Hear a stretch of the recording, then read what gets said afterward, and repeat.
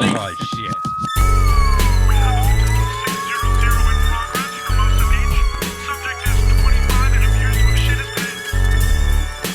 Get back here!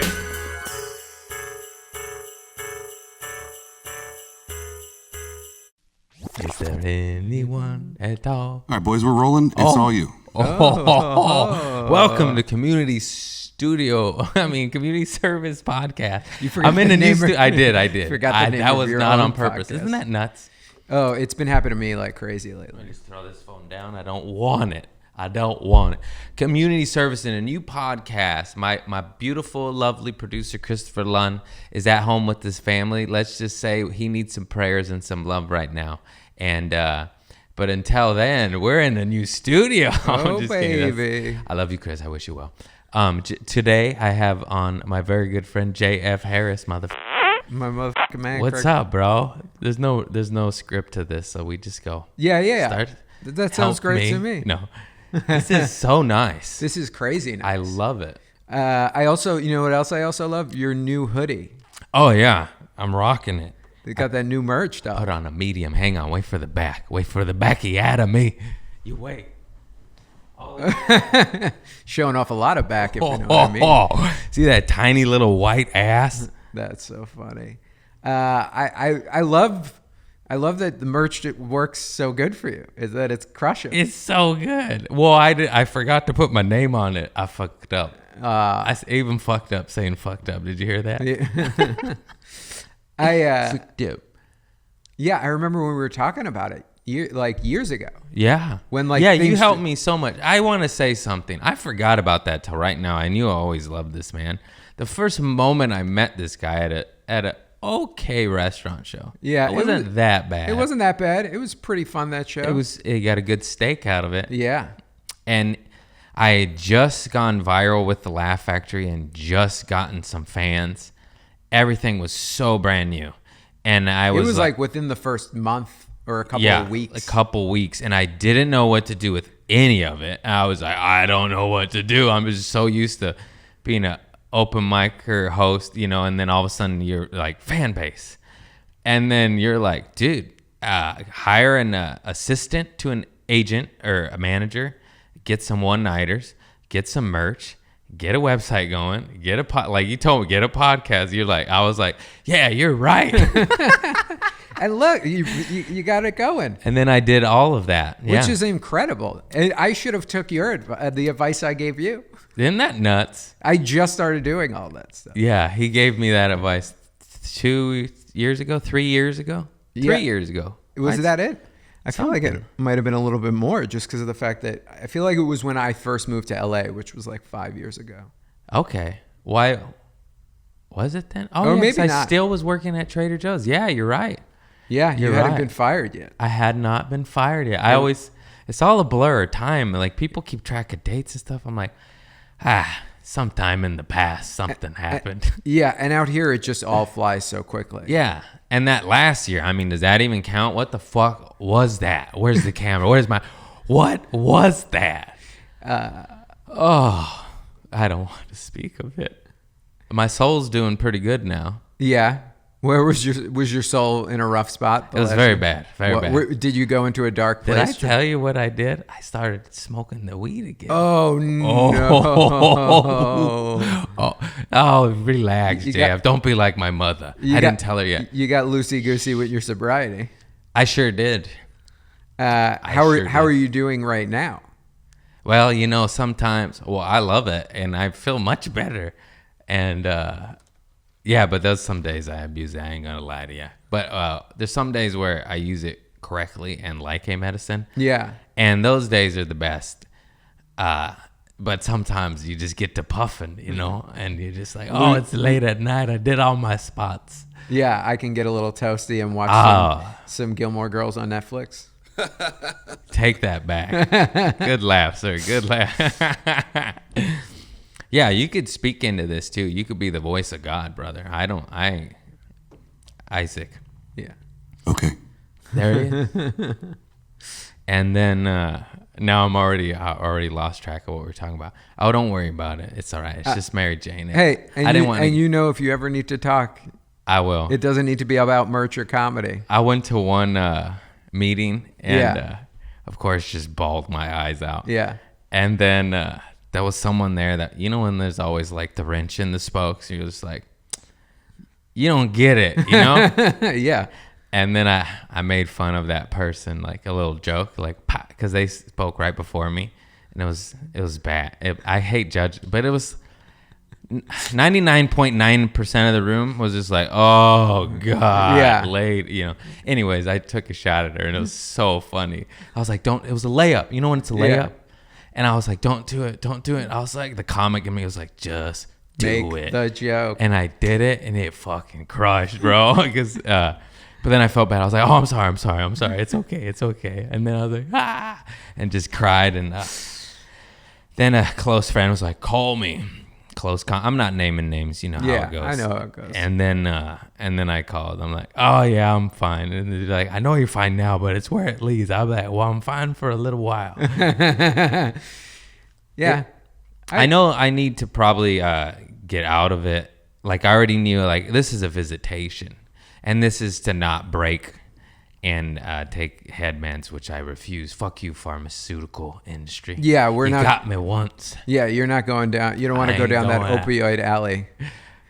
It only. I mean, if they gave me that, no, if they gave you opioid alley, you just start sucking dick for OxyContin again. Oxy. Where do the dicks start? No, that's where it goes for some kids. Yeah, a lot. It's crazy. It's fucked up because so many kids get into opioids because of the fact that they like get hurt in high school. Somebody puts them on OxyContin. They get hurt like playing sports. Then they get like $150 a day pill habit, which is like one pill. Yeah. Because Oxy's so expensive. And then one day someone just goes, you know, heroin's cheap, right? And it's the same thing. Yeah. Yeah, that's what happened at my high school, actually. It was quite nuts. Yeah, mine too. Yeah, New York City public school, baby. Just you saw the pills come in. It was insane. Yeah. Some kids never got out. It was fucking nuts. Yeah, I know. You, on the other hand, did get out. I got out. Yeah. I got out. And just when I thought I was out, they pulled me right back in. It's Carlito's Way. Know your history. You guys don't know that one? I know Carlito's Way. Yeah. I haven't seen it in roughly since the last time. I was like, tough crowd. I thought I was being all witty. I was like, hey. No, I John Leguizamo. I mean, the last time I saw Carlito's Way, you were still doing Oxy. Fair enough. And the last time I saw Carlito's Way, I was probably as high as you've been lately. I know. Sean Penn. Who the hell else? Al Pacino. Al Pacino, of course, the star. But I was like, there's some random stars in there. John Leguizamo. I love a John Leguizamo, baby. Leguizamo? Is that how you say it? Yeah, man. I always just kind of just smile and say his name. Like, I have no idea. Johnny Lasagna. Johnny Lasagna. Johnny Lasagna I loved him so much when I was a kid because he had all those HBO specials. You remember those HBO specials? Oh, yeah, where he jacks off into the shampoo or shit and the soap. Yeah. Yeah, I saw that in high school. Never left. Yeah, that was when I was a kid. Like the first one, I think it was called Freak. Yeah. Was like one of my favorite things in the world. It was directed by Spike Lee. Yeah. It had that good like 80s. Late 80s, early 90s Spike Lee, like cool color changes. So is he a stand-up? He's more of a one-man show, entertainer. Like actor kind of guy. Yeah. But it was hilarious. So funny. I mean, the guy just is so good. So good. And like when I was very young, before I got into stand-up, like that idea of like one-man show kind of thing felt very cool to me. I was like, that's what I want to be. I want to be an artist in New York City, telling them how it is. And then like, you're like, oh, I can't do like big act outs like that. That's embarrassing. Yeah, I don't. Yeah, I'm barely now getting comfortable and staying in act outs more. Yeah, and you've been doing it 10 years. Yeah, exactly. Yeah. So I was doing a new like a newspaper interview for my show in New Orleans coming up this morning, and while I was doing it, the guy was like, "When did you first feel comfortable in stand up?" And I was like, about 2 years ago. I'm like, oh, I'm still not comfortable. What are you, nuts? Yeah. Oh my God. It's crazy. Like when, you get asked a lot of questions. Comics get asked by people because they're interested in doing stand-up. So they always are asking us questions. Like, how'd you get into it? I'm like, just go do it. Yeah. Like, when do you feel comfortable at it? maybe 5 years in. Yeah. 4 years. Yeah. So yeah, it was similar. It was like, when did you know you could do this for a living? I was about 8 years into doing it for a living. You know, it's like you just don't know. You just don't. Yeah. Like, it wasn't until like literally like now, this period, like after the quarantine, like coming back, where I was like, oh, I'm good at this. Yeah, it's really weird. I got dates and I was like, oh, this is it. Yeah. You know, yeah. Yeah, and it feels good to be back in the swing. But all the time when people ask, it's just like, go to an open mic. You don't even have to go up, watch people be bad, and then you'll go, I can do better than that guy. Yeah, that's exactly what happened to me. Yeah. I was like, oh, I could do this. Yeah. And then you get up there and you eat more shit than everyone you just judged. First time I went up, dude, I went with a friend who was going, and I was like, I'll go up. And I went up and I just riffed on how the host looked like my ex-girlfriend, and I did like, well, I got like a bunch of laughs, and I came off, I was like, I'm great at this. Went back the next time and just ate it. Yeah, I was blessed with the good set, my first set and second set of a real show. Oh, nice. So I was 2 for 2. And then I mean, you are one of the most likable motherfuckers on the planet. oh, thank you. Yeah, there's just something about you where like an audience sees you and they're just like, this guy. Like, we did that backyard show together during the pandemic at that really nice house, and afterwards people were like, who was that guy? I love that guy. Which show was Remember that? that crazy nice house in Pasadena that like Oh, yeah. looked like something out of Parasite? They liked me? They loved you. Oh, wow. I thought I ate shit. That's the other part about being a comic. It's like, I thought I bombed. I was like, let's get out of here, babe, to my girl. I had just flown in, too, from somewhere, and I was like, hey, man, I got to go up early. I flew in, drove to Pasadena, got up, and drove home. I can't believe I'm done doing stupid stuff like that. Why do we do that? I do it all the time. You, in comedy, you're just like, that's future me's problem. So like tomorrow, I got a 6 a.m. flight out of LAX to fly to Florida. I land at 4:30, and then I got to do stand-up at like 7. And it's just like, what am I doing to myself? This tour has been so crazy because I'm getting ready to shoot the special. Yeah. That it's just been like city every day. And then recently I was just like, fuck it, I can't do this. And I didn't cancel anything, but I was just like I had to drop like a bunch of money to make sure I got 8 hours of sleep. Where I was just like, I'm buying a later flight. I don't care what it costs. Yeah. And you just have to do that sometime where you're like, I'll eat it. I don't care. I think it was Andrew Santino. I just tried to listen to the lessons of OGs, you know? Yeah. And he said, like, it's not worth the money. Just pay it. Yes. Your life and time is not worth the $100, $200. It's 100% true. Just pay it, take the fucking loss, and go home to your cats. Yeah. And girl. You know? Like, what are you doing? 100% true. Or dogs and husband, whatever you're into. Yeah. Dog freaks. Or turtles. And what's it called? Yeah. And now that's where I'm at, where I'm just like, fuck it. And then I also prefer to, I know this is crazy, but I prefer driving now more than flying. To the gig? To the gig. If I can drive, I'd rather drive 8 hours than fly like 3. Why? I like being in my car. I'll throw on an audiobook.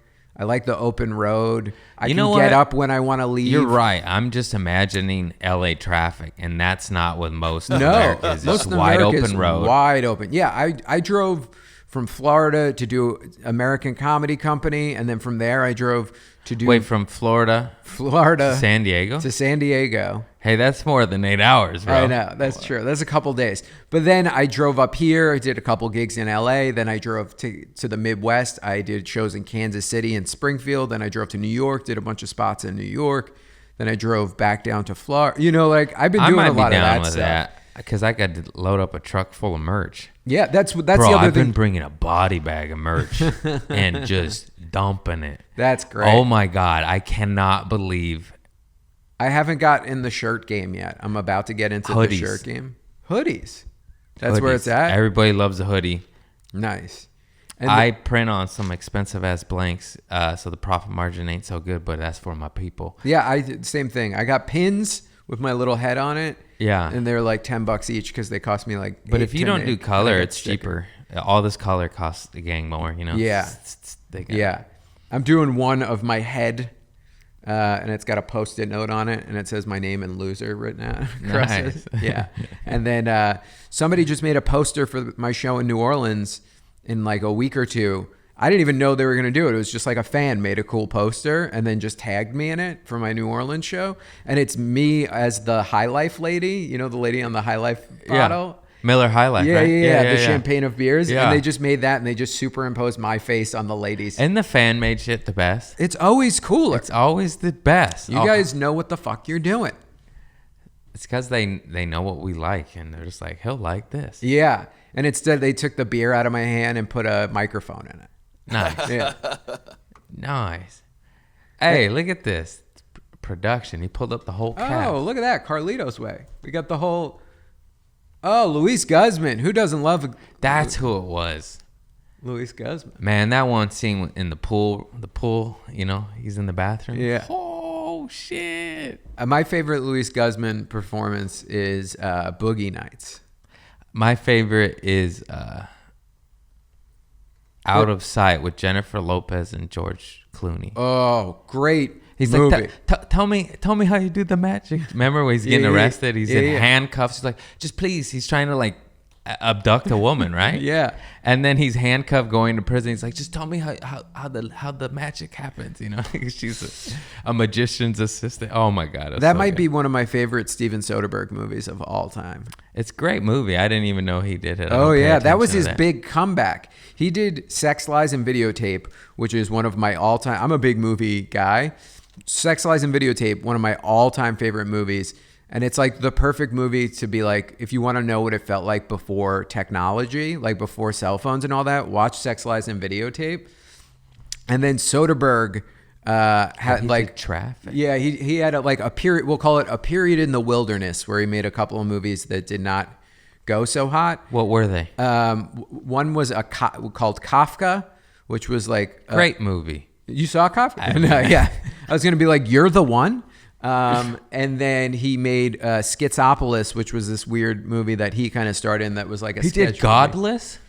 Yeah. That was the best Western he shit I've executive ever seen in produced, my life. That movie, that series shook me. Yeah. Oh. He executive produced Godless.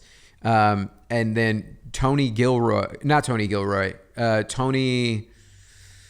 That was Jeff Daniels' best work I've ever seen. If you haven't seen Godless and you're into vicious Westerns... With strong female leads. Yeah, that too. It's just fucking insane. Who's the dude who created it? It's not Tony... Jeff Daniels? No. If scroll up a little bit real quick. Sorry. This way? Yeah. It was Harry Starring- Dunn, No, there's not a creating by. Go up a little more. Lloyd Christmas. We have a TV behind the camera. Yeah, there's That's what we're TVs looking behind at. the cameras. Information at our fingertips. This is the full cast and crew link. Yeah, right? hit that bad boy.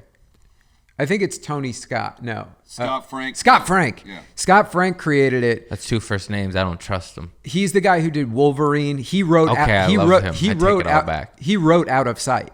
He wrote Out of Sight. He wrote Get Shorty. Logan? Oh my God. Yeah. This guy's unbelievable. Yeah, this dude's incredible. Minority Report. He's like one of those like big time Hollywood screenwriter dudes. Queen's Gambit. Queen's Gambit. Oh my God, that Yeah, was a great. How has- did he make me so wet over chess? That book, I don't even have a haven't- pussy, and I was like, wow. I haven't seen the miniseries yet, but I crushed that audiobook driving cross country on the road. I've driven cross country like 6 times during the pandemic. You know what? Maybe I'll start doing that. I'll tell. Nah, fuck that. Here's the thing too: if you do that, the lady can come. You're not buying an extra flight. Yeah, and more merch. More merch. You never have to worry about running out of merch. You just literally load up the trunk. You can bring as much clothes as you want. You're not like, I got to pack just this. Like, you can wear what you...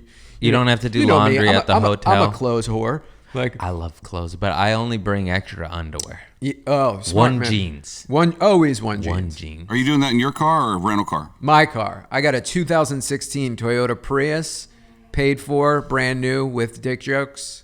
Nice. Isn't that Yeah. the best feeling on earth? That was one of the greatest feelings ever, was buying that car.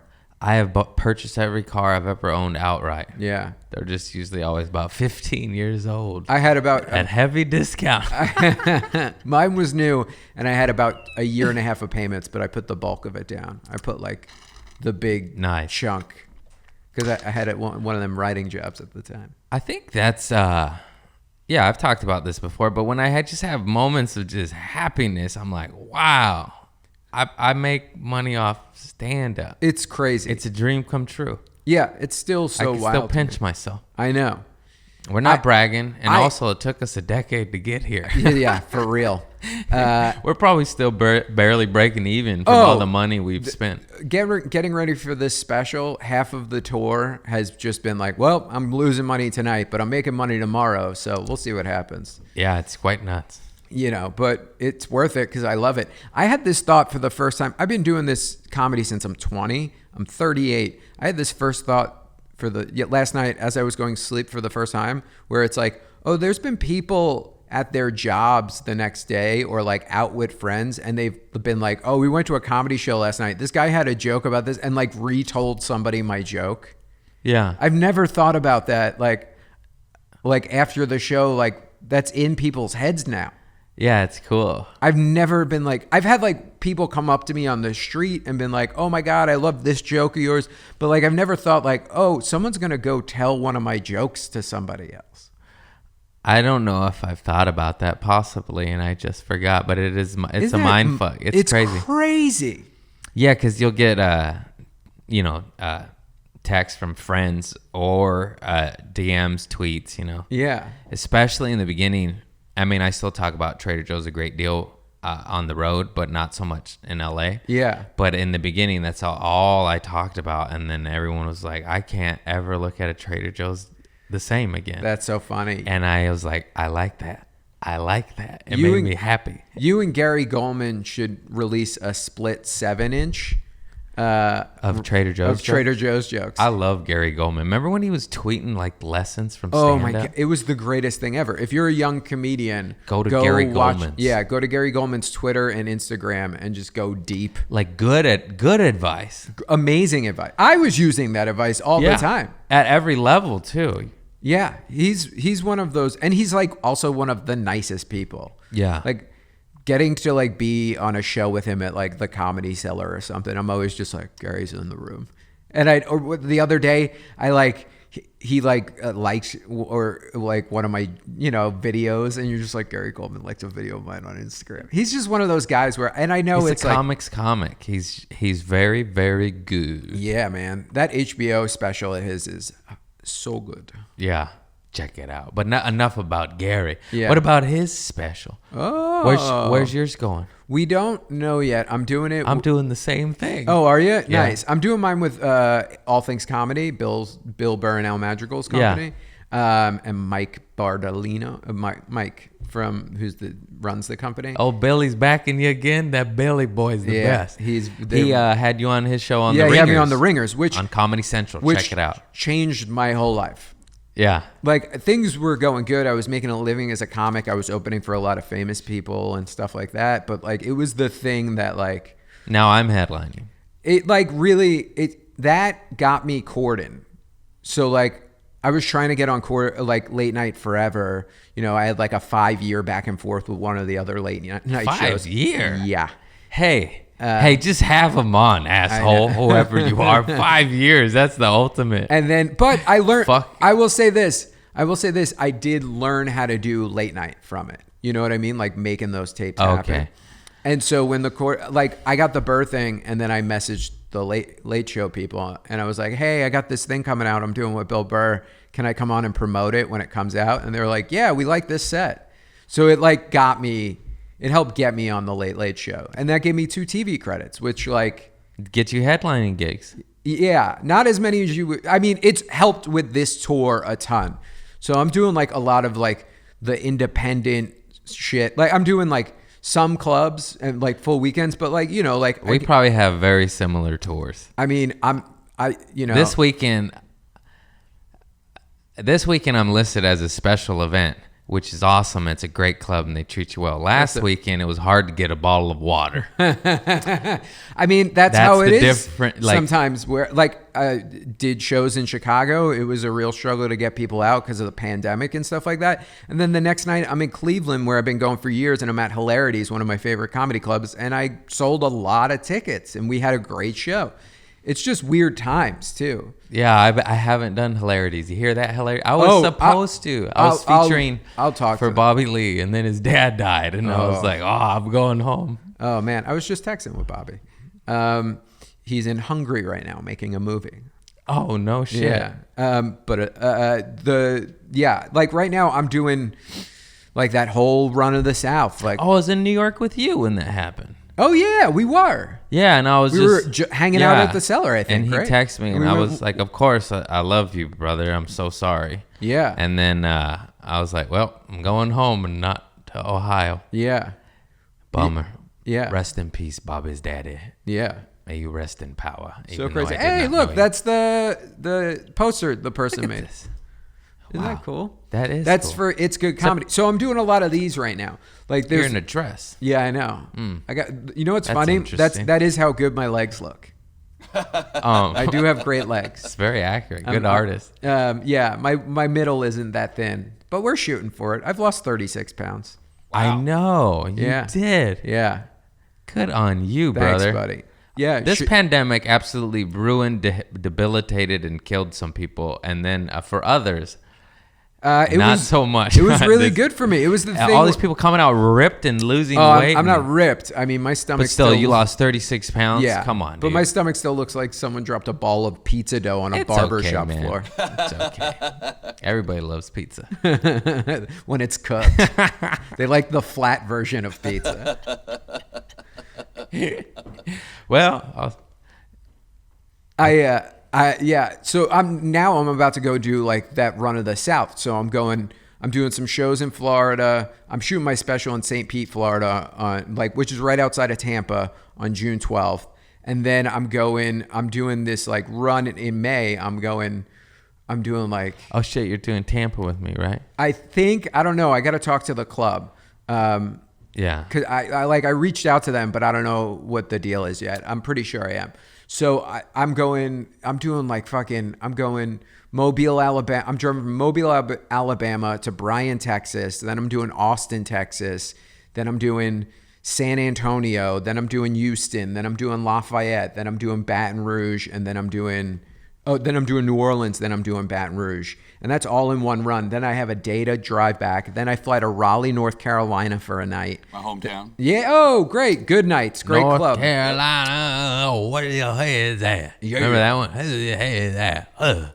Who sang that? Yin Yang Twins? Petey Pablo. Petey Pablo. That's right. don't That's that remember OG that one. shit. Nobody from North Carolina can forget that song. Petey Pablo. Man, that's old school shit. Yeah. I was getting crunk back then. Spin it around like a helicopter, right? That's Petey Pablo. Yeah. Remember Yeah. Fabulous? Fabulous put out good album. Yeah, Oh. you're That's you're doing the damn thing. I'm Chitlin Circuit, baby. We're running around. Yeah, I know. Is that a thing? Is that bad to say now? I don't know what that. I think that's just the southern clubs, Okay, yeah. or I guess it might have been the black clubs, I don't know. but it's I the don't same. know. I shit. heard it once, and I Yeah. just said it now. I apologize if it's Chitlins bad. is a now. food in the South. Yeah, Oh, yeah, I think we it just know means that. southern. Okay, tour. Southern. Yeah, I'm just running around. I got like 30 cities, and they keep adding more. That's what I just. Yeah, this tour was like it was 30, like 28 cities in like in like 40 or 30 days. I'm gonna email the club, and we're gonna take a pause real quick because I'm in my head about it because I messed up about something about Florida dates. About yours? Edit, timeout, 30 seconds. You want to cut? Yeah, because I forget everything, bro. And Lenoci asked if he could feature for me down there, but like yesterday. Oh no, then bring him, because I'll drive. We tape my special on the 12th. And you don't need it anymore? I don't need it. Okay. I was just gonna He do. does. I was just kidding. Okay, perfect. I was just gonna do it because I was gonna be down there, but I think I'm gonna drive up to New York because I almost moved back to New York City, and so I bought a bunch of furniture and I got to go pick it up and then drive it out here. Damn. Yeah, Why'd you choose LA? It's cheaper, and like I had just like some industry kind of like.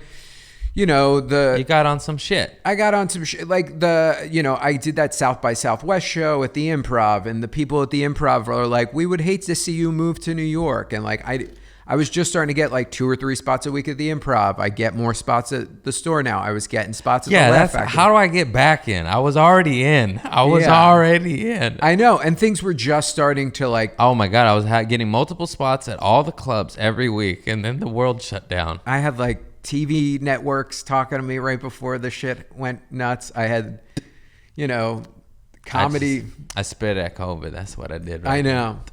I had like the guy you'd want to be like, hey, send me some stuff in comedy. Like send him some stuff. Yeah. Like all of that kind of. And then he's like, hey, just hold on to it for a year. Hit me up in a year.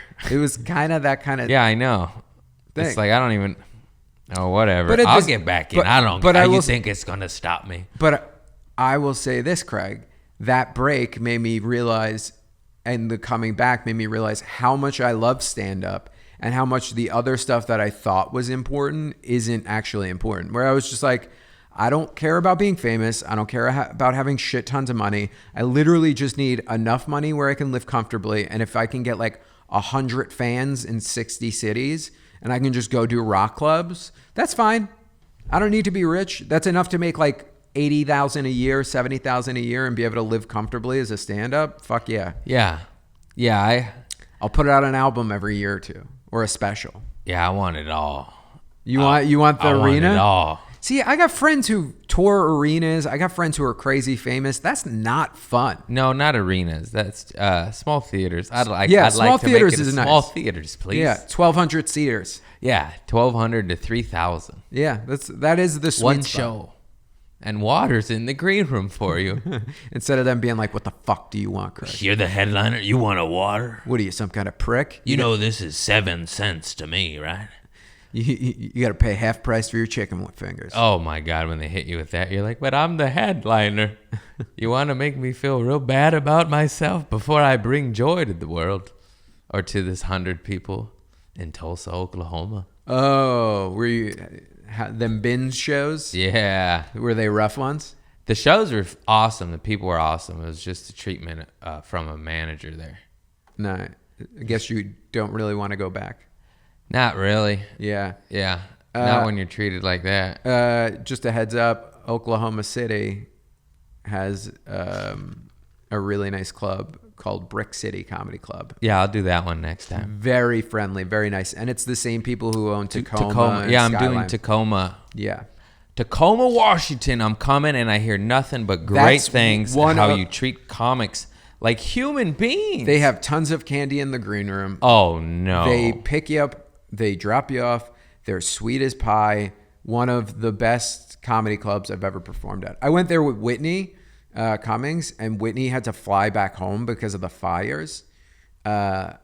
And I ended up having a headline the weekend, and it was like one of the funnest comedy weekends of my life. I think I remember that as it was going down. Yeah. She was saving all the horses. It was crazy. That's 100% what happened. Wow. She like called me and she was like, what are you doing? I was like, nothing. I was about to take a nap. And she was like, you're headlining the rest of the weekend. I just left. I was like, okay, cool. Yeah.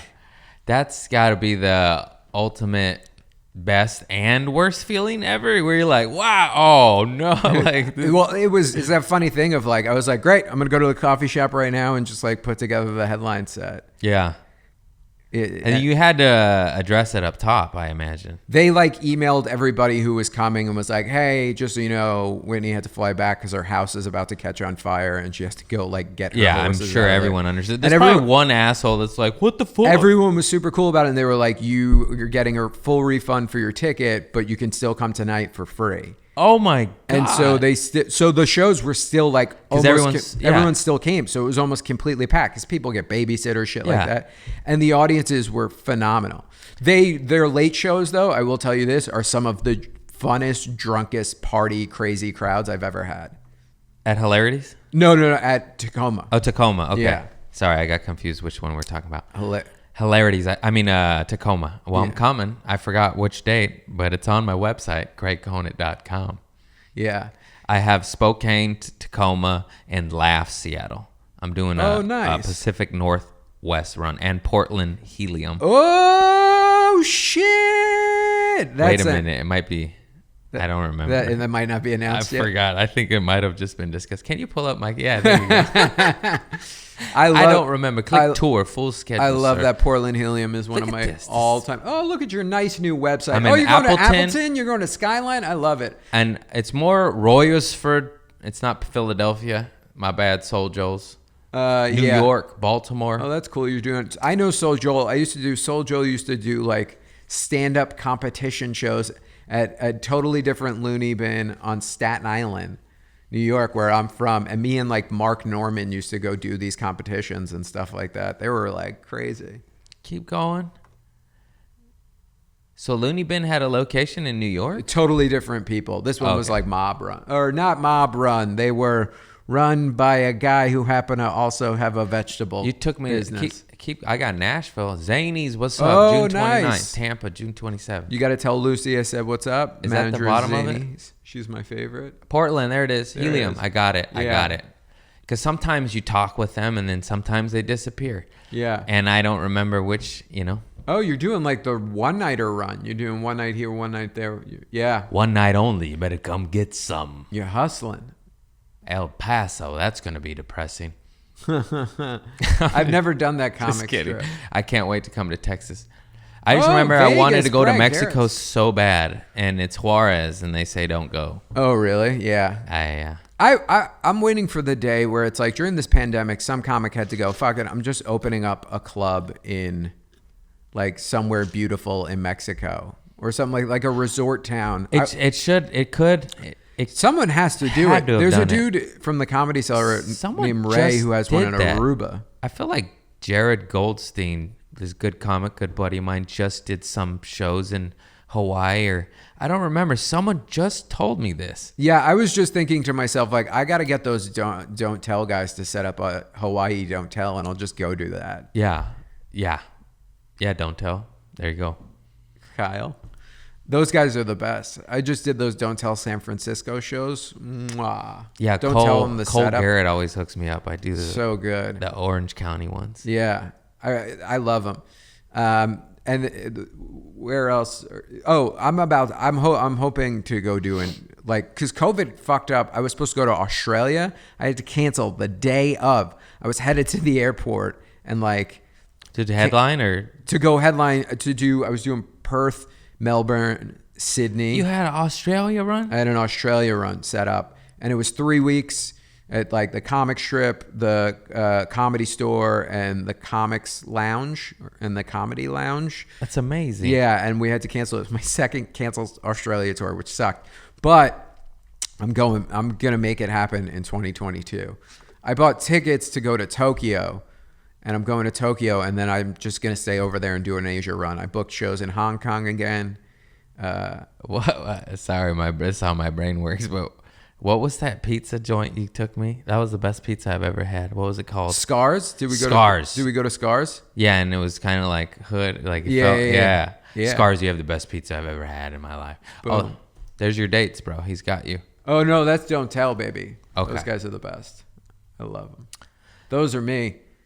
Yeah, but plug our tours, bro. Yeah. What are you doing? They don't need any help. I'm We doing do. I'm doing Phoenix Don't Tell coming up. That's exciting. That's part of that tour. And then Philly, and then it's the special taping. Where at? What club? St. Petersburg, Florida. It's at this place called Coastal Creative. It's not a club. It's Is like, that where you're from? No. Why'd you choose that? So I was living in Florida during part of the pandemic. And while I was down there, I got asked to do a show in St. Petersburg. I drove up. It was this really cool, like, event warehousey kind of space. I was like, this place is really cool. And they were like, yeah, we're a film and TV production company.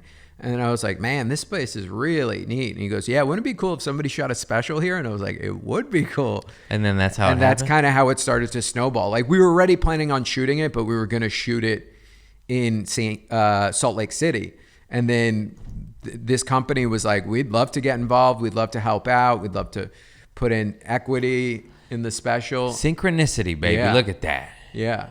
I was watching a Tom Petty That's documentary it right there. by Martin Scorsese. Oh, I didn't know he It was did called the Running Down a Dream. But Tom Petty was talking about like strange coincidences. Yeah. Like, oh, this guy plays bass. And then just like soulmates and just jam and like stuff like that. And they're like, this guy's a manager. This guy's going to Hollywood. And it was like, let's go. Like one of my stuff like that. One of my buddies out here is a director, and I was just like, he was just like, we'll make it happen. And I was like, what do you mean we'll make it happen? He was like, we'll make it happen. And I was like, okay. And you know Mike Falzone? Yeah, of course. Love him. Love Mike Falzone. Yeah. I was just on the phone with Mike Falzone, and I was like, my dream situation would be this. I mean, that would be awesome if that happened. And he goes, so why don't you just ask everybody? And I was just like, yeah, that's a good call. And I called one of the dudes from one of the comedy networks and was like, hey, would you guys be interested in buying a special? And he was like, we'd be very interested in buying a special. So I knew that I had one potential buyer, and then I called ATC, and they were like, we'd love to help, because they were already talking about doing one with me. And then like this guy was like, we'll put up a bunch of the money. Yeah. And it was just like, okay, great, let's do it. Sounds lovely. I'll have that. Yeah. I'll take that. I mean, if you want to do one there, that's my goal, is to be able to help other comics shoot their specials. So we're going to do mine. And then afterwards, it's going to be like, okay, we've done one. It looks great. We know how to do this now. Like, how can we do this as affordably as possible and help as many of our friends out so that they can get specials and albums and put them out? Yeah. And with YouTube and how that can pay off. Almost bigger than Comedy Central or or on Comedy Central's YouTube, which is what or that too. Mark it's and quite Sam, nuts that Comedy Central's YouTube is better than Comedy Central's channel. Linear. Yeah, it's hard, you know. It's insane, but it's true. It changed. Turns into ticket sales, and it's just easier to share. You just tweet us. You could tweet a special. Just doop. Yeah. Text the special. Yeah. Hey, boop. Yeah, send this to your friends. Yeah, no more DVDs needed. I wanted to sell DVDs. You can still do it. I know some comics who still sell them on the road. If you own your own special, why not? Yeah, that's true. Sell it for $10. People will buy it. $11. Make it really hard for you to make change. Then they'll be like, just keep 20. I'll be like, wow. You're a kind person. I do stickers now on the road. I do the stickers and the pin, and the stickers I do pay what you can, and people are fucking generous. I've had a lot. That's so smart. I was slinging mad stickers. I was just doing $5. Oh, that's nice. But you were selling packs with a couple stickers in them, right? No, I was too lazy to package them up. I was like, I don't want to. I just put them out one by one. That's funny. But if you order from my website, I would package those up. Yeah, I've seen those. Yeah, then I'm shipping it. Very presentable. You can't just open up an envelope with 3 loose stickers. But if I'm handing you one loose sticker. A package of loose is one of the most disgusting terms ever. If you just put that next to anything, like you just had a package of loose sounds nuts. Delicious. Would you like a package of loose vagina? Well, that sounds. You can't say that anymore. Why not? I just did. I don't know. I just like saying No, you're allowed to still say I the love word loose vagina. pussy. Loosey goosey. I'm getting silly. Can you tell? I can. Why are you To keep be edible, just Googling like kicking? pills right now? What are you doing to me? You know I have ADHD. This guy's Googling I Google Package of loose. package I of Googled loose. a package of loose is that just to what see it what the is? images would be. I just see images. I see pills and like drug paraphernalia and Q-tips, and now paper and products. loose leaf paper. Loose Ooh, and leaf. there's a vinyl pressing of something. Oh, that's my album. That's my jams. Is that your album? No. Oh, it's a Tom Petty album. Oh, this guy's on it. Running down a drink. I'm Did Scorsese do it? Scorsese. That's let me what I check. said. Scorsese. Peter Bogdanovich. Oh, Peter I was Bogdanovich. way off. No, he you're did- not way off, because Peter Bogdanovich and Martin Scorsese were in that same crew of film directors from The Last Waltz. Was that Scorsese? Scorsese's The Last Okay. Waltz, which I is miss- one of my all-time favorite movies. It's good about the band. I watch it I every confused my. Thanksgiving. What this guy? I watch a 4-hour documentary every Thanksgiving. On one of the greatest Why did I rock give you bands that? of all time. Take a load off Annie. Take a load for free. The Last Waltz. It's one of the greatest You're rock just and an roll films. information guy. This guy just has data. You got like good. If I like him, like I wonder who produced Blood, Sweat, and Tears in 1972. I had one phone call on how to be a millionaire. What's that show called? Yeah. Who wants to be a millionaire? You know what I'm talking about. Yeah. And I would call you. I'd be like, he probably would know. Blood, Sweat, and Tears, no. But if it's something slight, You seem like you're into brass. You a brass man? I like brass. I'm a big course you jazz dude. I'm a big Miles Davis, John Coltrane, Lee Morgan. Miles Davis has the most gangster moment in what is that? When he shot heroin into his balls. That too. No, what was that? Witches Brew, Bitches Brew? Oh, yeah. When the producer says was that take 1 or take 2, Mr. Davis? And he goes, what difference does it make, motherfucker? And he sounded like an alligator with an alligator in his throat. Yeah. And then the guy was like, okay. It got real rough for him. Did you remember that part? Oh, yeah. Yeah. I was like, what does it make, motherfucker? That was his version of, he was trying to make a jazz record that would like get people who were like, because rock and roll was blowing up when that record came out, and he was like the free jazz bebop guy who like reinvented jazz in the 50s and 60s, and then like music was moving on, and he wanted to make a jazz record that would make people like go like, oh, this is as cool as like that the was crazy Bitches Brew. Psychedelic rock. Yeah, it's fantastic. 4 disc, 4 CDs. Yeah, it is no joke. I listened to all of them. That was when I was on weed, and now I 7 years didn't check it out, and now I'm back, and now I'm gonna go listen to it again. If you want a great live Miles Davis record, Miles Davis Live in Tokyo. It's one of my all-time favorites. And if you're not into jazz, just get into it. It's important. If you're not into jazz, Miles Davis Kind of Blue is the album that is the gateway drug to all jazz. Yes. For all people. It is the most popular jazz record of all time, and it's because it's one of the most incredible jazz records of all times. And then if I'm going to recommend a second one, which is a little bit more hip and fun and funky. Herbie Hancock? I was going to say Miles Davis Sketches of Spain. Okay. I also like Herbie Hancock too. And if you want some like, also, if you want to get into jazz, the PBS documentary Jazz is like 10 parts long, but it's the coolest thing in the world. When I used to be a drinker, that's what I used to just do. I'd probably watch part of it. I remember just learning way too much about Chet Baker, and I'm like, oh yeah. I was like, oh, what? Yeah, it's like they're all just heroin addicts using women for money. Pretty much. for at one point in their life. At one point. It's called Watch Jazz. It's a Ken Burns flick. Yeah. Ken Burns. I love God Ken bless you. Burns. He's even on the iPhone. He's an effect in the videography when you edit your iMovies. You hear that, kids? Yeah. Ken Burns made it to your little cancer thumbs. I stole that from Bill Burr. He said it in a special once, and I've been saying it ever since. It's a good line. That's a great line. Get your little cancer thumbs. God damn it, I fucking love that guy. He's so funny. He's so funny. The first time I ever met him, I was already booked to be on the show. And he like picked me out of like a bunch of tapes. You know what I mean? And I went up to him. I was like, hey, I just want to say I'm JF. Thank you for having me on your show. I'm so excited to do it. And he goes, yeah, I know who you are. You're funny. Yeah. And I was just like, oh, cool. This is shit. both one of the most complimenting moments of my life and most terrifying. It's like, you're saying something nice to me, but it's still kind of scary. And then he's so sweet. You said a story, and I remembered that I'm gonna make you tell again to me at a green room, where you were just in a photo, and it was like a bunch of other Bill Burr and other famous comics. Oh yeah, and you could tell the other famous comics didn't want you in the photo. No, I won't say they didn't want me in the photo, but it was very nice. They were like, "Let's take a photo," and it was like Carrot Top and Bill Burr and like Sal Vulcano from the Jokers and Steve Byrne and like.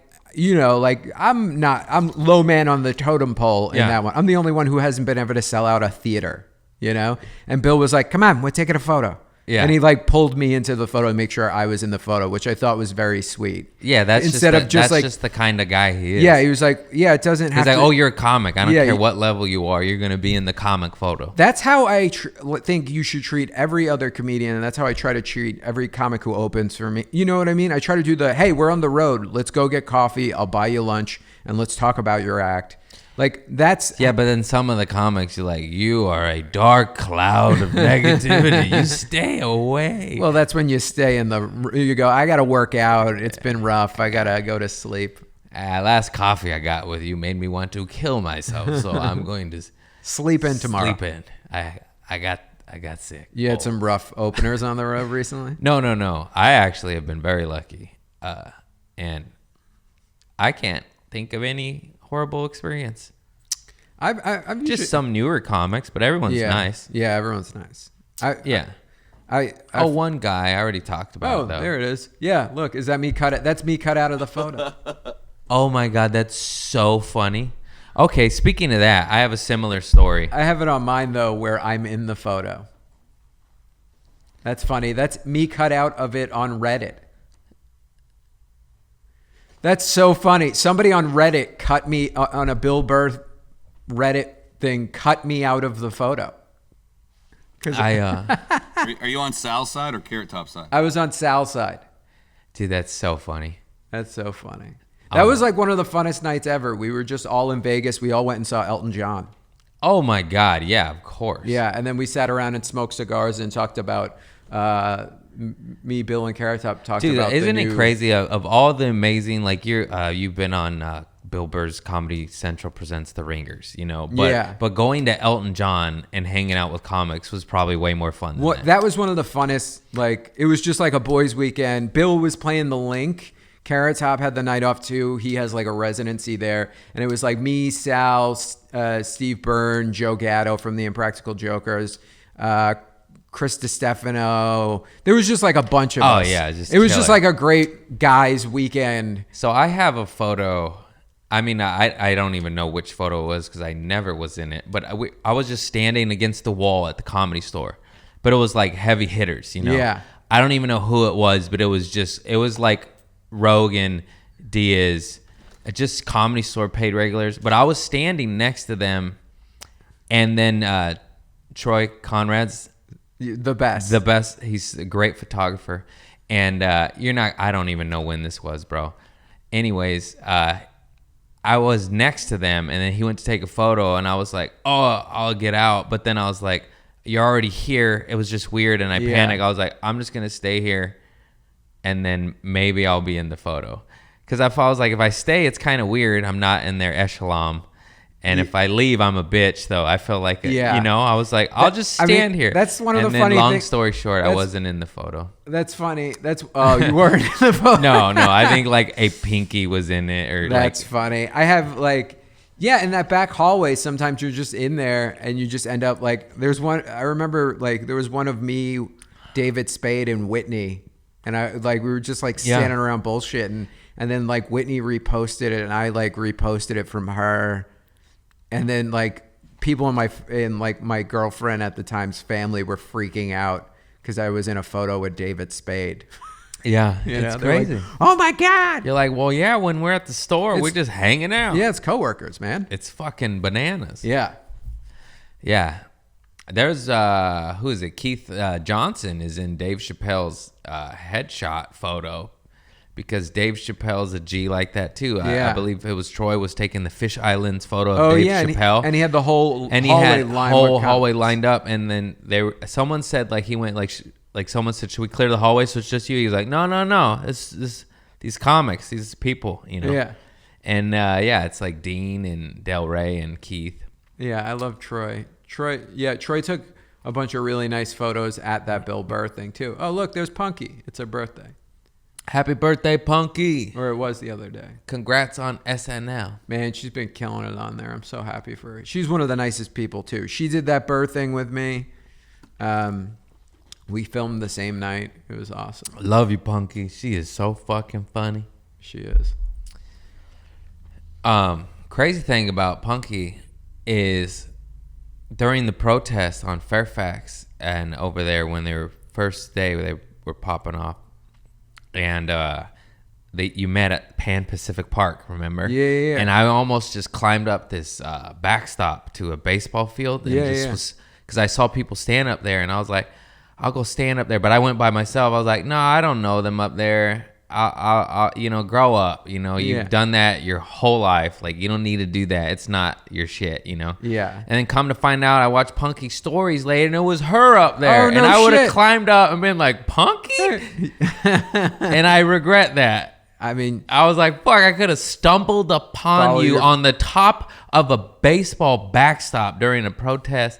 a little bit of a riot, you know? Yeah. Yeah. And, I love that Pan Pacific Park. It's the only park where you can do stand-up comedy outside of the Holocaust Museum. So I didn't know that. And then, so this is the thing. There's a show at Pan Pacific There's Park. a couple of them now. I think there's like 20 of them. But there's a really good one called Comedy Rhetoric. Yeah, it has a built-in amphitheater, so it's just like seats in a little, amphitheater, and it has decent acoustics, but it's right next to the Holocaust Memorial Museum. And at 6 p.m. when the show starts, it turns into RoboCop. Yeah, did you get that? I've been doing sets where it does that, like exit the area.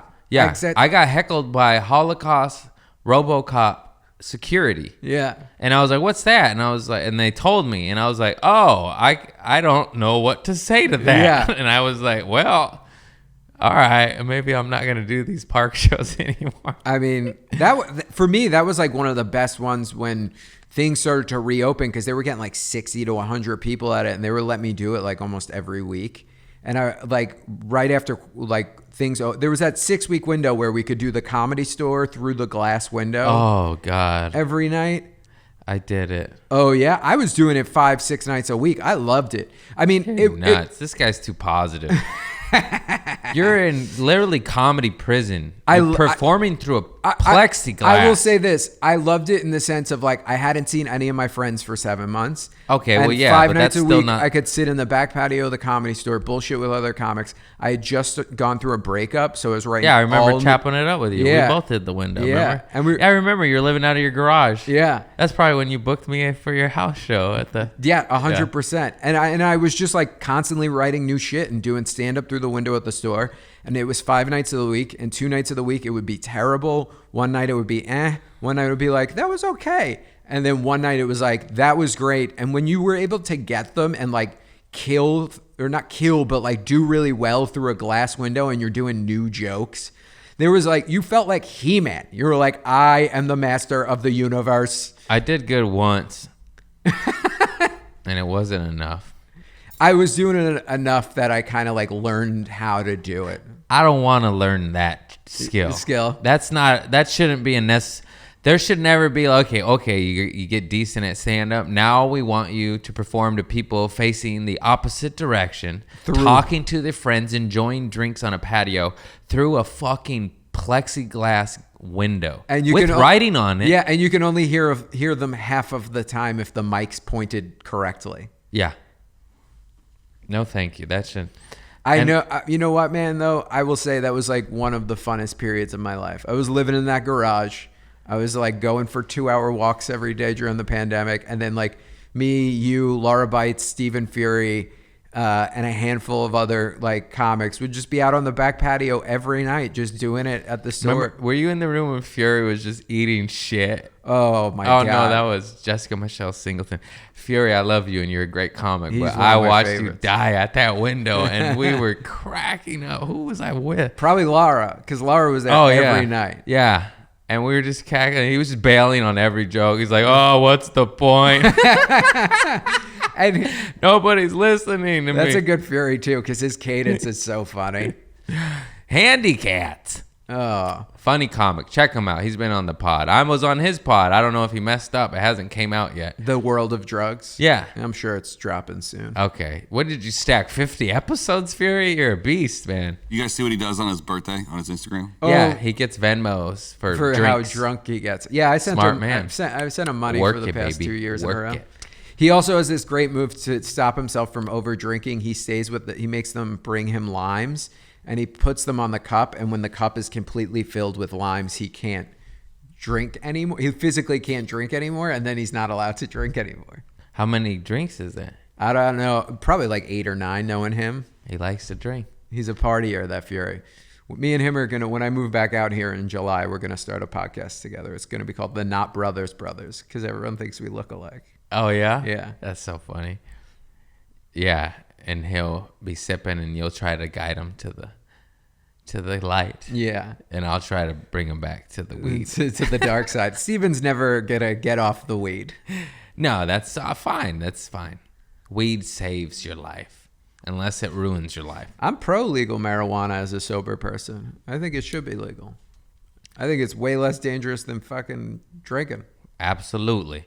The great Woody Harrelson said, if weed were legal, there would be a lot of hungry fathers instead of angry fathers. That is a great joke. Can we take a minute? That's not a joke. That's a statement. That's a You great got a statement. PP? No. I was gonna say, can we take a second to talk about how great Woody Allen? Not Woody Allen. Sorry, wrong one. He's not great. Though I loved his movies growing up as a child. Get him! Burn him at the stake. Woody Harrelson, I was gonna say. Woody Harrelson is American my treasure. favorite. Me too. White Man Can't Jump, one of the greatest movies of all time. Do you know his father was a hitman? What? And his father was speculated to be involved in the assassination of JFK. And he was about to start speaking about it. And as soon as that happened, all of a sudden he was murdered in prison. You didn't know this? You're Mr. Information. No disrespect, Woody Harrelson. I love you, and I'm just. It's just history, man. Your dad was gnarly. Has Woody Harrelson talked about this? Woody Harrelson should play his dad killing JFK in a movie. Yeah, that would be pretty dark in his. Probably not where he wants guy. to go with his career. Yeah, there he is. Whoa, handsome man too. Yeah. Yeah, he killed a federal judge. Yeah. Whoa, that's wild. You learn something new every day. I'm sorry, Woody. I mean no disrespect. It's not disrespect. That's history. Yeah, that's why I love you though. Woody is the best. I watched him on Cheers as a child. Was my father. My favorite sitcom of all time. It's great. in my opinion, the greatest sitcom of all time. If you ever get the chance to read the pilot script, greatest pilot script of all time. I would sing the intro song where everybody knows your name with my cousin swimming in a jacuzzi, swimming and getting the whirlpool. We'd sing Cheers and get it going. Be like, Which is so funny because a whirlpool is not big at all. To get a hot tub is not big at all to get a whirlpool. Yeah, I know. It's so funny. You're a niño. In Lomita, California, we were singing that Cheers. Yeah, one of the things I have very few regrets in my life, very few, but one of the biggest regrets in my life is one time I was in Boston and I was walking past the bar that Cheers is filmed in, like that's the exterior. And you didn't go in? No, not that I didn't go in. I asked the lady out front, "Hey, what's my name?" Oh. And immediately said to her, "I'm so sorry." Okay. You immediately acknowledged it. I immediately, like the second it came out of my mouth, I was just like, "Oh, I'm a piece of shit. I'm so sorry, miss." And I saw her face go like, "This motherfucker," like every person.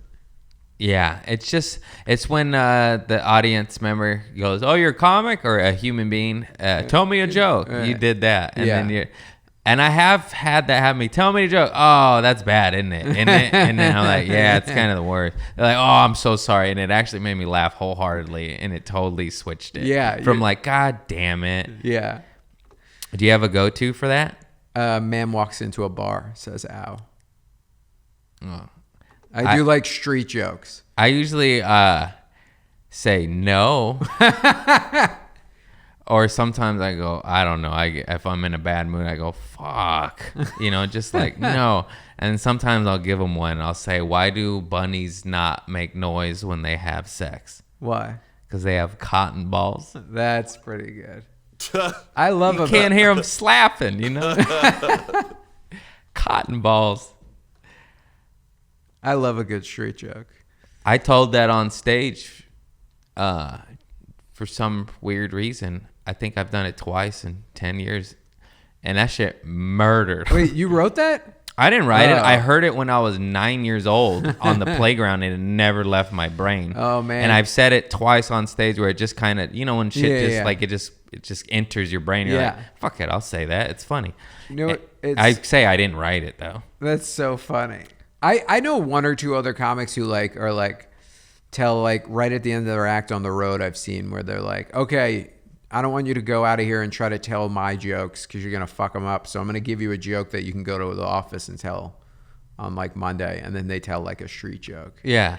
Yeah. I mean, I don't know. I think it's just funny that I heard that on the playground at Victor Elementary in Torrance, California. Which means you went and it never left my brain, and that's what I tell them. I mean, I'm like, 'cause I it's remember probably the first sex joke you heard, and it was also like a cute sex joke. like a funny, yeah. somewhat appropriate sex joke Yeah. to be floating around the playground. Which is so funny because where I went to school in New York City, it was all like Polak jokes. I didn't. You know what's crazy? When I Are you learned allowed that to say joke, Polak? Is Polak a slur now? I don't know. I better Polish? Hope, I better hope you're Polish. Polish jokes? They would tell all Polish jokes. I've I- heard my Polish I don't friends say remember I'm what a I was gonna Polak say. before. I don't know. I just Please don't cancel me, Polish people.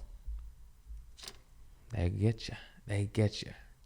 I don't even remember if I understood that joke when I learned that joke. You know, when you later you're like, oh, that's a dirty joke. Yeah. Like I watched Goonies my whole life, and the dick breaks off the little statue. Oh my God, it's and like then one of the he'd be kids said, pissing "It's in your his own mom's face. One of the kids said, "It's your mom's most favorite part." Maybe Someone wouldn't said, be here if it wasn't. Wouldn't be here if it wasn't. Yeah. Yeah, I didn't get that at all. I would quote that as a kid. We knew the whole script, me and my sisters. Yeah, and same. then later, I'm like, "Oh, you just said his mom loves dicks." Yeah. And In a Groucho Marx voice. Yeah.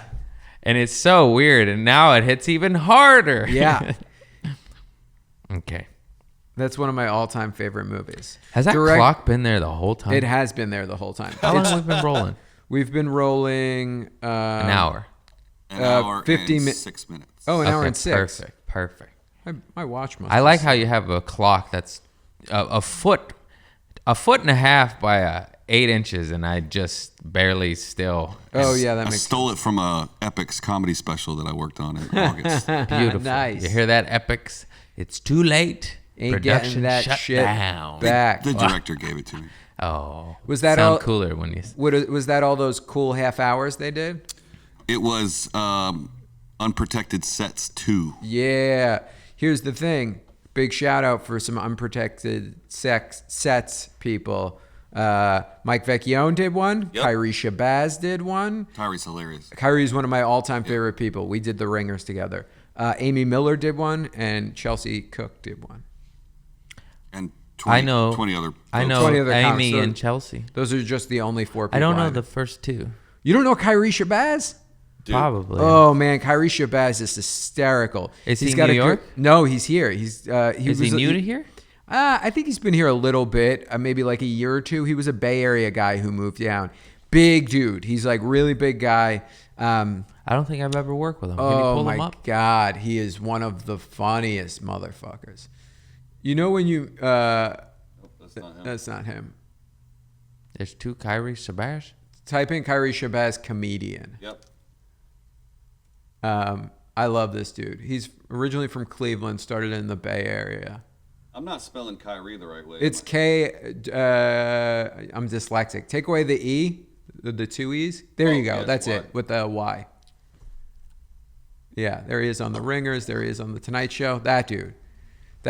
Dude is funny as hell. He's got a bit about working at Del Taco that will just make you pee your pants. Yeah. Lovely. I have not worked with this man. Oh man, he's so good. I'll put when I get back in July, I'm gonna start an outside show, and we'll put you guys on the same show. And then Mike Vecchione is like New York City OG legend. He's been on like That name sounds very familiar. He's like just a Comedy Cellar staple, and he's been on like the Tonight Show a bunch of times. I need to get in at that Comedy Cellar. Oh, it's the shit, baby.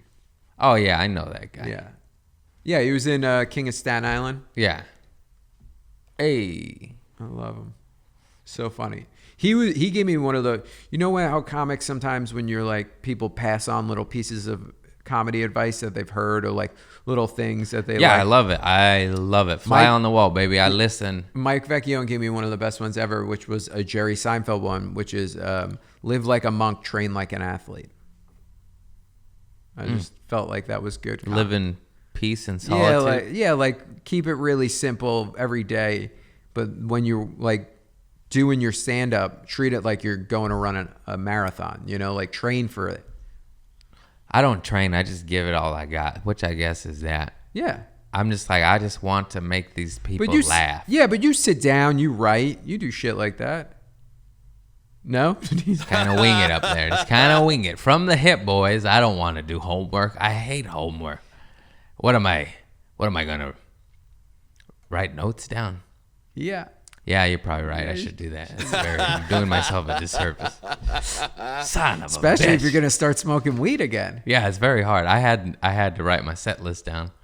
Sometimes you eat an edible and you forget, you know? Yeah, especially when you're doing over an hour of comedy. And 2 shows a night. That second show, I'm like, what have I said so far? I don't remember. That's why you got to do the And training, I shuffle baby. the deck, and it's different every time, and I don't even...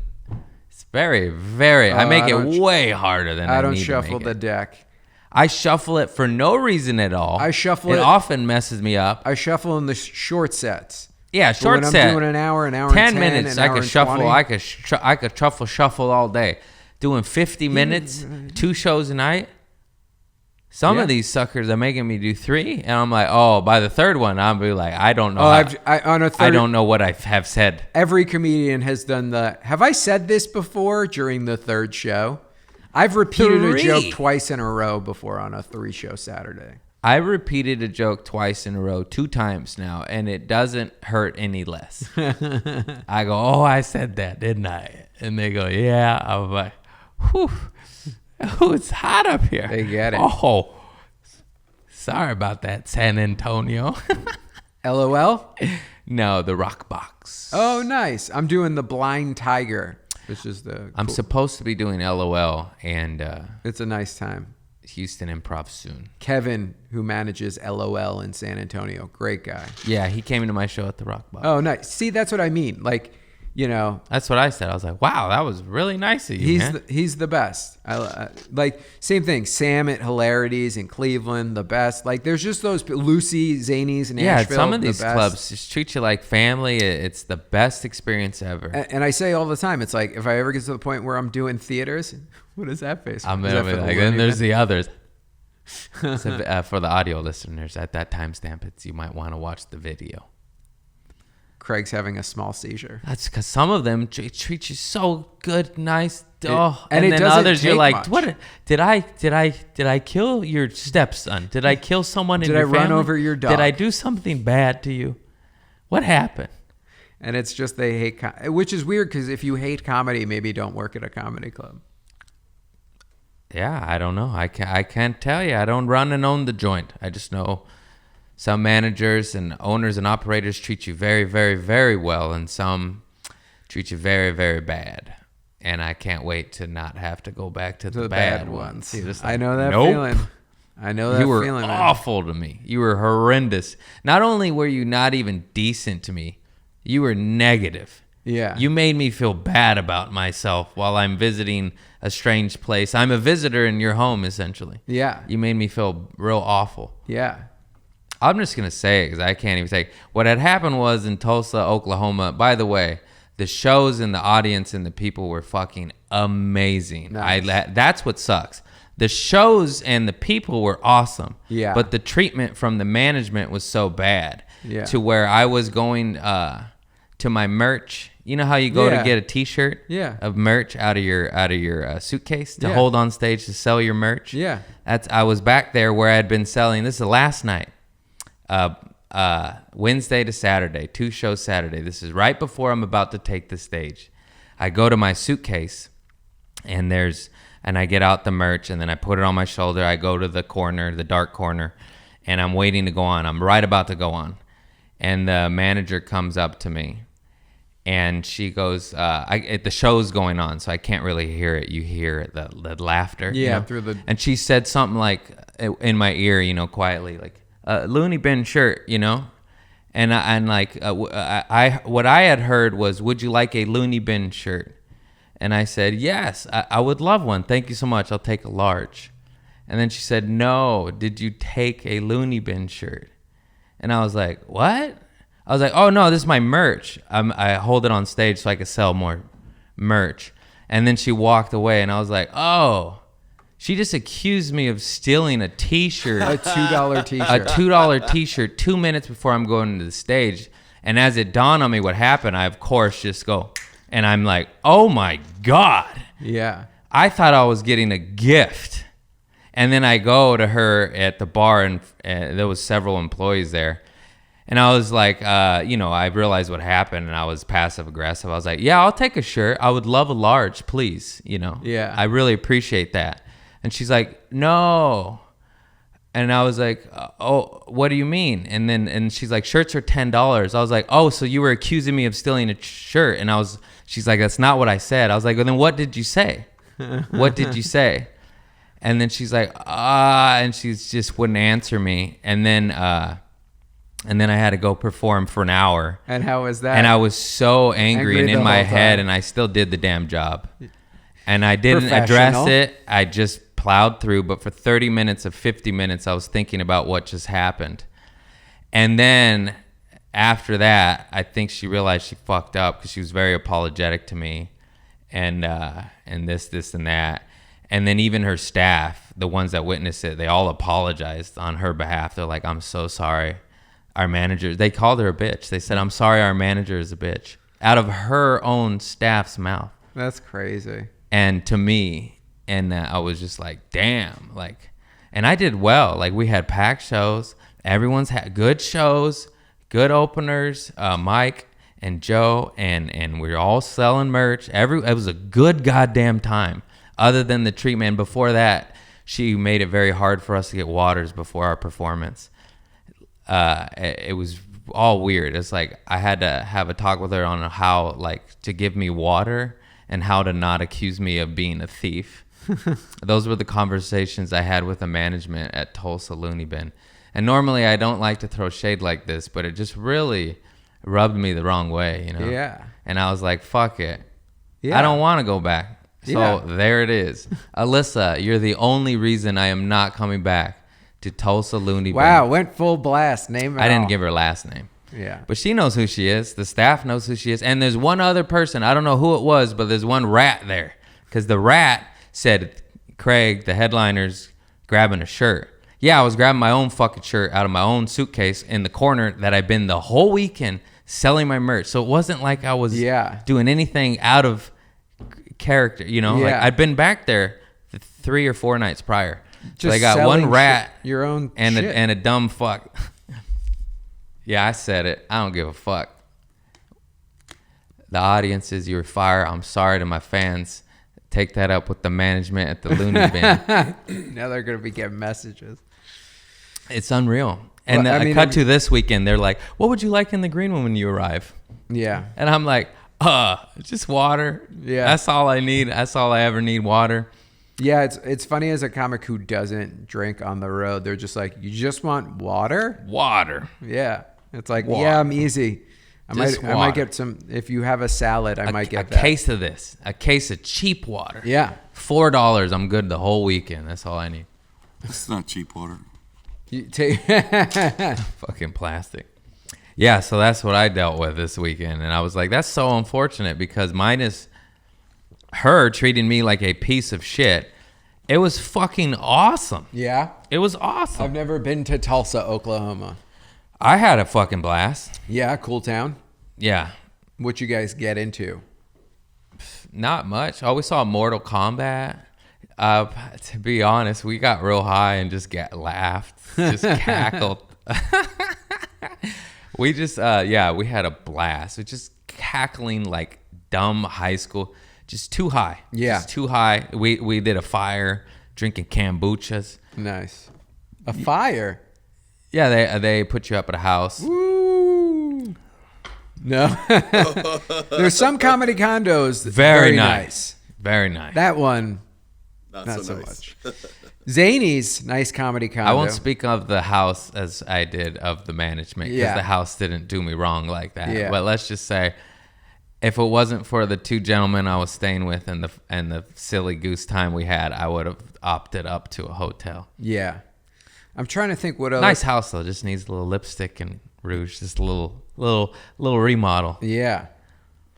Side splitters. I don't know if you're staying in the condo there. Nice condo. They can't wait. That's the thing. I stay on them if they're good or bad. I'm just like save Just a lot to- of money. Yeah, get the extra money. Yeah. Well, I know I'm just thinking in my head, like my managers probably aren't happy with what I just said. I mean, you can edit that part out if you want. I don't want to. I don't want to. I want the people to know. I get it, baby. You know what I mean? Yeah. But it's also like, I don't want to be the The jibber jabber. That just like, Well, it's also because of the fact that you still have like 3 more weekends on the road at Tulsa with Looney Bins.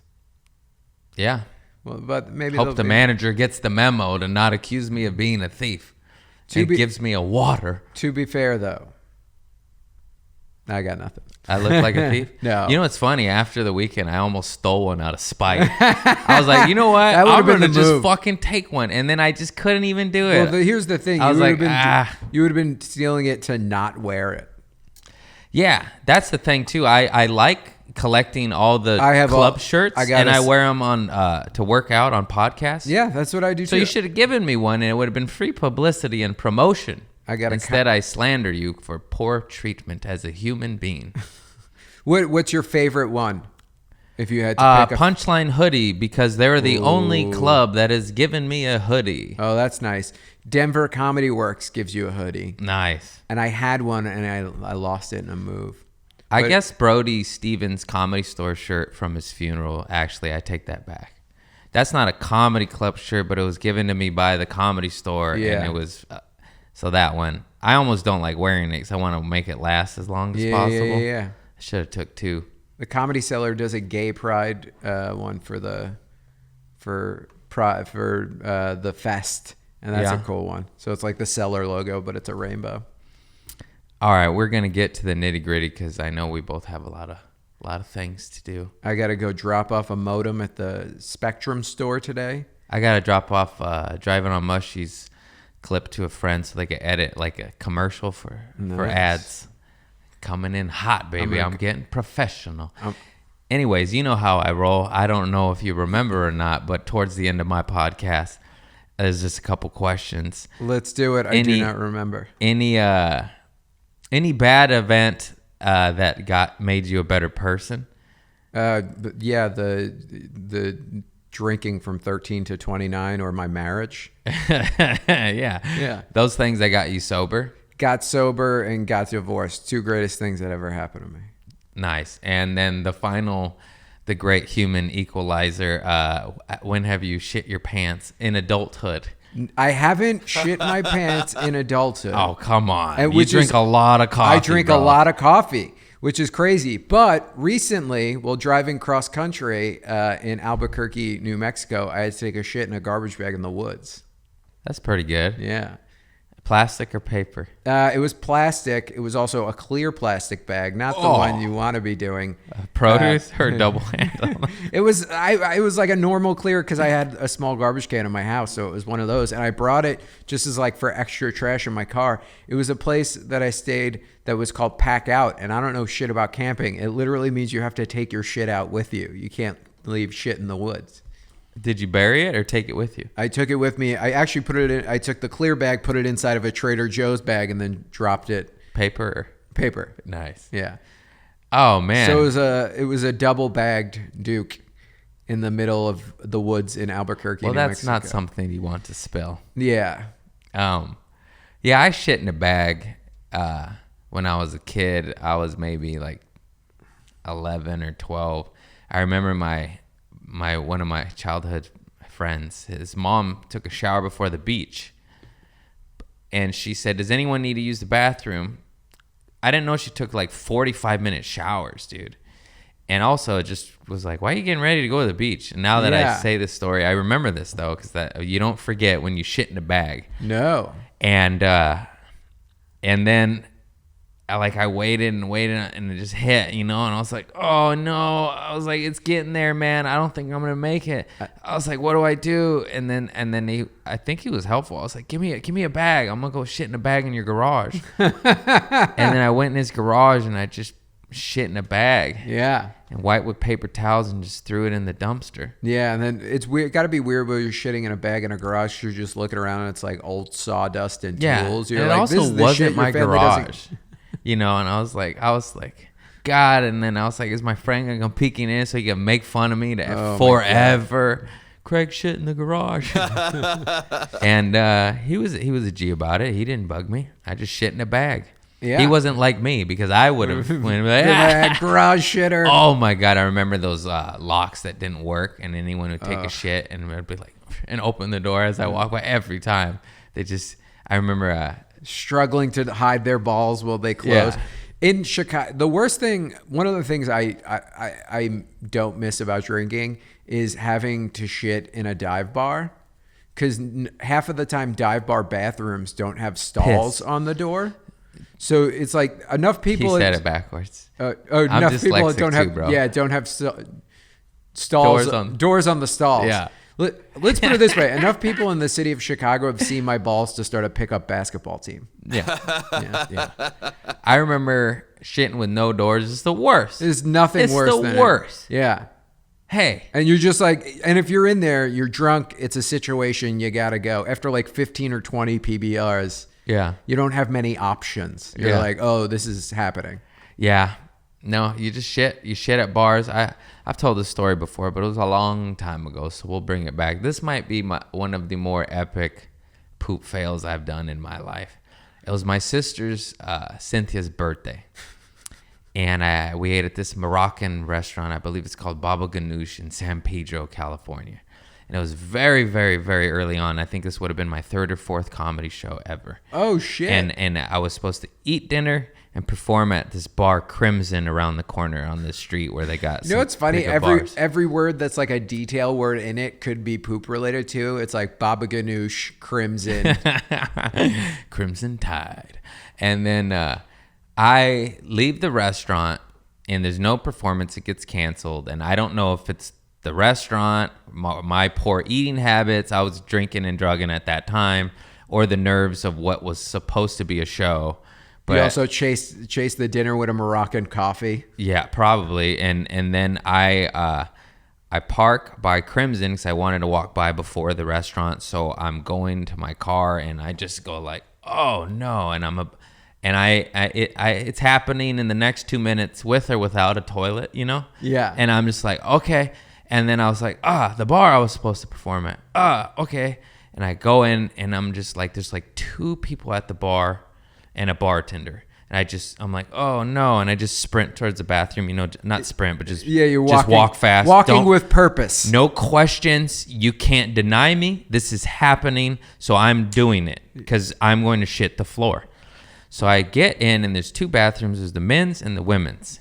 The women's, it's like, you know when the bathroom's propped open by the trash can because the toilets are over there, is open like that with the light on and it's open. Yeah. There's no women at the bar though. Yeah. The men's is shut and it's dark and it's like creepy. And it's creepy and it's like don't go in there. Old piss. So I go in the men's. So I take a shit and it's the most violent diarrhea, like fill up half the bowl, like Lloyd Christmas, like, you know, fucking, I mean, you know, Dumb and Dumber, like your feet are lifting up off the ground as you shit. Shit so much.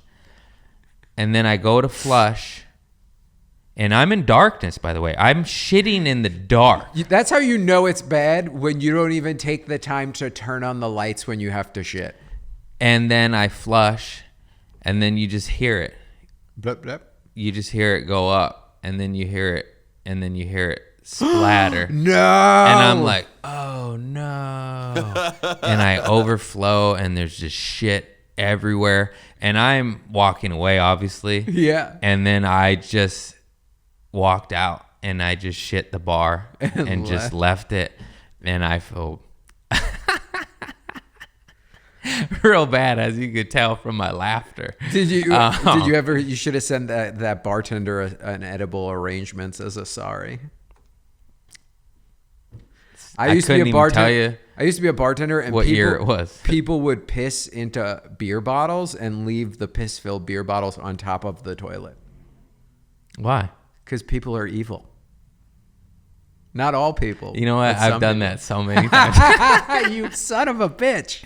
I've pissed in beer bottles. There was this bar in Underground where there was a urinal right at a window, but like a little prison window with bars. You know, just like you think an underground bar, shithole, pisser window, and there'd be people waiting in line to get in, and I would just pee outside and just spray people. And I've been knocked out a lot in my lifetime. Yes, I know how that sounds. But when you're fucked up Yeah. and you're on some drugs. You're just like, I'm gonna piss on some strangers out the window. One of the dumbest things I ever did when I was drunk, I was at we were seeing Dave Matthews Band in concert, and that's not the worst part. Oh, no. We were sitting around a bonfire with a bunch of people. I invited like all these strangers over to our fire and like partying, giving away beers, and I was that guy, like, come on, get fucked up with us strangers. We're all here for the same thing. And at one point I was so drunk and I didn't want to get up and I didn't think anybody would notice. And I was wearing shorts. So I just pulled my dick out of the side of the shorts and started pissing into the fire. Nice. And then people were like, what the fuck? And then people just started leaving. And I was like, what? I didn't think anybody would notice I was pissing on the fire. That's how drunk I was. I've been there, brother. Oh, shit. That is so funny. I just remembered something that I probably should never say, but I'm going to say it anyways. When I remember, I think I ate gum out the urinal when I was pissing on those people that night. Yeah, you shouldn't have said that. Maybe we'll edit that part out. Nah. Hey, but that's been our podcast, everybody. Please check out JF Harris on his tour. Check out his special. Good buddy, great comic. And yeah, thank you. Like, subscribe, rate, Also, review. Let me plug the Instagram Oh, yeah, too. plug that at stuff. the JF Harris. JF is initials. And I put up like 5 or 7 clips a week. And don't tell nobody about the urinal. I hope I'm going to have Gum. Craig edit me that clip to put up on my Instagram this week. We'll find out. Anyways, I love you all. Thank you so much. Thank you. Thank you, Isaac Heckert. Did I say your last name right? Yeah, but I almost cut already, so you probably cut that part out. Okay. Now, I'm going to cut now. Right now. And now. What are you doing? Thank you, brother.